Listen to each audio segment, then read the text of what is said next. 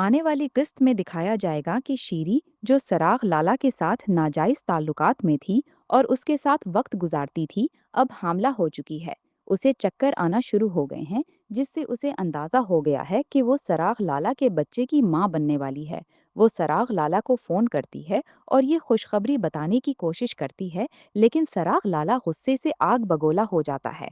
वो कहता है, तुम्हारे इस पालतू कुत्ते में इतना दम ही नहीं था। उसने हमारा सारा प्लान खराब कर दिया। अगर सरबलंद को मुझ पर शक हो गया तो मुझसे बुरा कोई नहीं होगा। मेरे सालों की मेहनत सिर्फ तुम्हारी और तुम्हारे इस पालतू कुत्ते की वजह से जाया हो गई। शीरी उसे कहती है, मैं आपसे मिलकर कुछ बताना चाहती हूँ। लेकिन सराग लाला फोन बंद कर देता है और उसकी बात सुने बगैर ही कॉल काट देता है।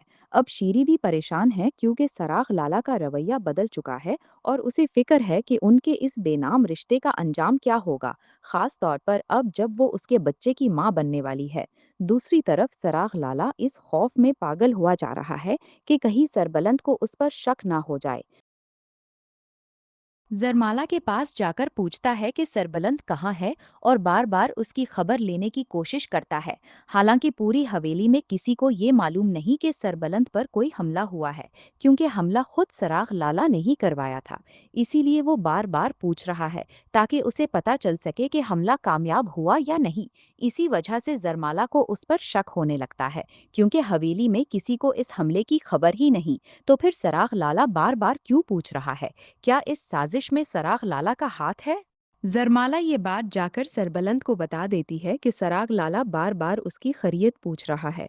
इस तरह अब सरबलंद को भी सराग लाला पर शक होना शुरू हो जाता है।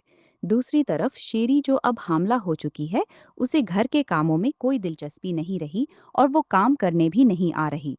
इसकी ये हालत देखकर जरमाला को भी उस पर थोड़ा शक होने लगता है कि आखिर ये ऐसा क्यों कर रही है।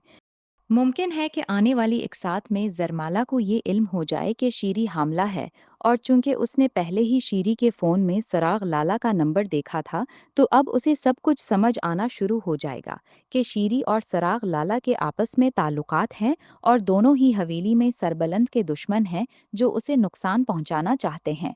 अगर आपको मेरी बताई हुई कोई भी प्रिडिक्शन सही लगती है तो कमेंट सेक्शन में ज़रूर बताएं, और मज़ीद वीडियोस के लिए मेरे चैनल को ज़रूर सब्सक्राइब करें।